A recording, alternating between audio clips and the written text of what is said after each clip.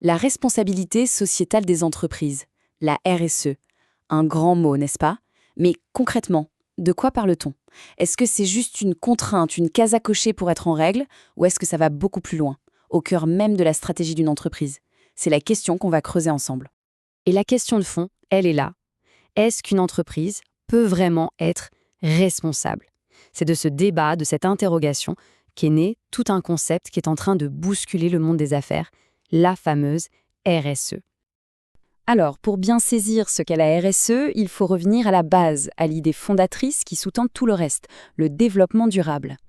Et attention, quand on dit développement durable, on pense souvent un peu vite à l'écologie. Mais en fait, c'est bien plus large que ça. C'est un principe fondamental qui a été défini pour la toute première fois dans un rapport de l'ONU qui a fait date, le rapport Brundtland en 1983. Et voilà la définition. Elle est simple, mais elle change tout. Comment répondre à nos besoins aujourd'hui sans pour autant piller l'avenir? C'est ça l'idée centrale. Cet équilibre délicat est vraiment le point de départ de toute la logique RSE. Ce qui est vraiment fascinant, c'est de regarder le chemin qui a été parcouru.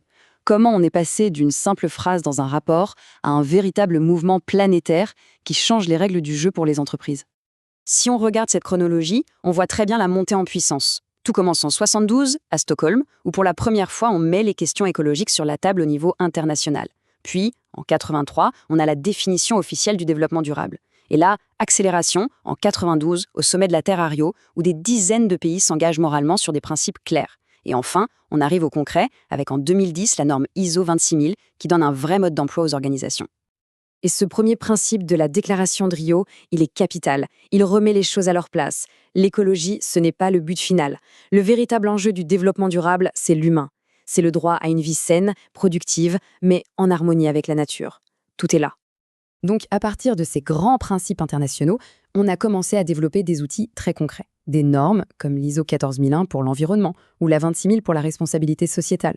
Et ça change tout, parce que ça donne enfin aux entreprises une feuille de route. Quelque chose de tangible pour passer à l'action. Bon, d'accord pour les grands principes. Mais en pratique, comment ça marche? Comment une entreprise, quelle que soit sa taille, met en place une démarche RSE? Eh bien, il y a une méthode, une sorte de mode d'emploi en plusieurs étapes. Ce processus est assez logique et il se découpe en 4 grandes phases. La première, c'est l'impulsion. Il faut un engagement fort de la direction, matérialisé par un comité stratégique. Ensuite, phase numéro 2, cruciale, le diagnostic. En gros, on fait un état des lieux pour savoir d'où on part. C'est seulement après ça qu'on peut, en étape 3, bâtir un plan d'action qui a du sens. Et enfin, la 4e étape, c'est le pilotage. On suit, on mesure les progrès et on communique dessus. Faisons un petit zoom sur cette phase de diagnostic parce qu'elle est vraiment au cœur du réacteur. Avant de vouloir changer le monde, l'entreprise doit d'abord se regarder elle-même, avec honnêteté. Quels sont ses vrais impacts? Qui sont ses parties prenantes? On parle des salariés, bien sûr, mais aussi des clients, des fournisseurs, des riverains. C'est vraiment un temps d'écoute, d'humilité indispensable pour que les actions qui suivront soient les bonnes. Mais attention, il faut bien comprendre une chose.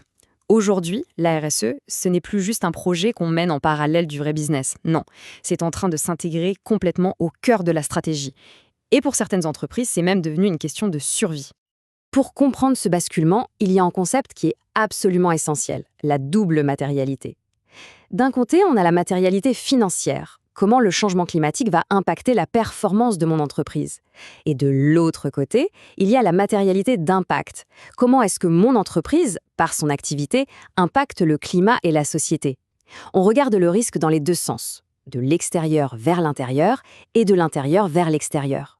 Forcément, face à cette multitude d'enjeux climatiques, sociaux, économiques, la question qui se pose pour n'importe quel dirigeant, c'est par où commencer? Sur quoi est-ce qu'on doit concentrer les efforts pour que ça ait un réel impact? C'est précisément pour répondre à cette question qu'un outil stratégique a été développé, la matrice de matérialité.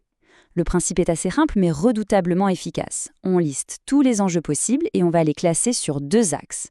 Le premier, quelle est leur importance pour nos parties prenantes? Et le deuxième, quel est leur impact sur la performance de notre entreprise? En faisant ça, on obtient une carte visuelle qui nous montre tout de suite les sujets prioritaires. Et puis, il y a l'étape d'après, l'objectif ultime pour une entreprise engagée, devenir une société à mission.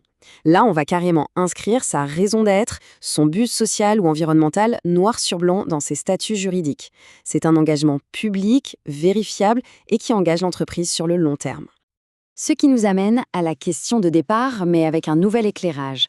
La RSE. Est-ce que c'est juste une contrainte de plus, une simple question de conformité, ou est-ce que c'est en train de devenir, tout simplement, la nouvelle définition d'une entreprise performante et durable au XXIe siècle?